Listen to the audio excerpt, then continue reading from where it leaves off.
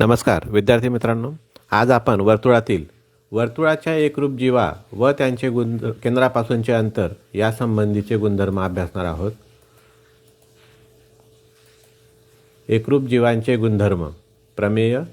एकाच वर्तुळातील एकरूप जीवा वर्तुळ केंद्रापासून समान अंतरावर असतात।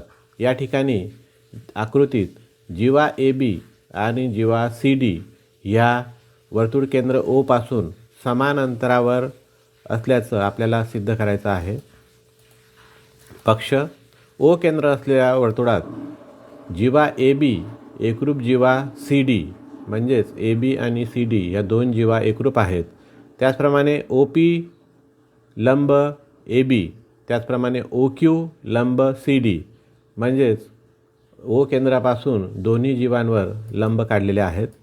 साध्य OP एकरूप OQ म्हणजेच रेषाखंड OP आणि रेषाखंड OQ हे एकरूप असल्याचं आपल्याला सिद्ध करायचं आहे।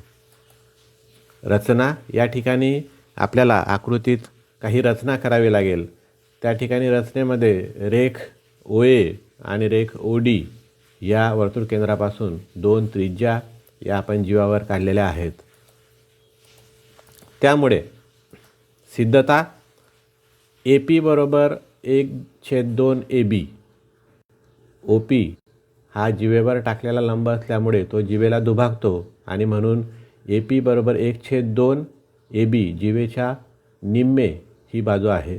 त्याचप्रमाणे जीवा CD DQ बरोबर 1/2 CD, CD या जीवेचा Q हा मध्यबिंदू असल्यामुळे DQ हे त्याच्या निम्मे असेल।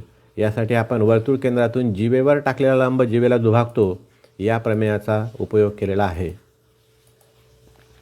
आता पक्षमध्ये दिल्याप्रमाणे AB एकरूप CD दोन्ही जीवा एकरूप आहेत, म्हणून AP एकरूप DQ, म्हणूनच एका जीवेच्या निम्मे असलेली बाजू दुसऱ्या जीवेच्या निम्मे असलेल्या बाजूबरोबर एकरूप असेल। रेख AP एकरूप रेख DQ, समान लांबीचे रेषाखंड। आता काटकोन त्रिकोण APO या काटकोन त्रिकोणामध्ये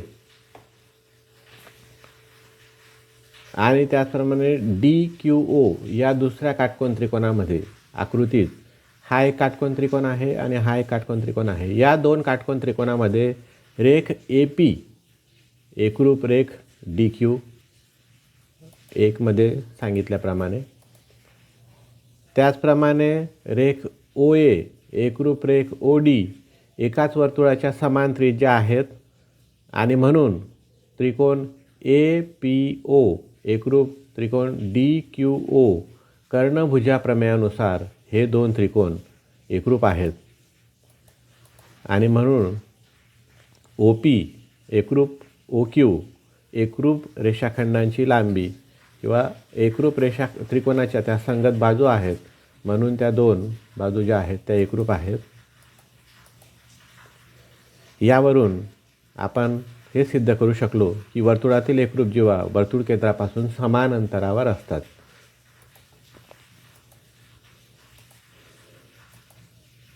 धन्यवाद।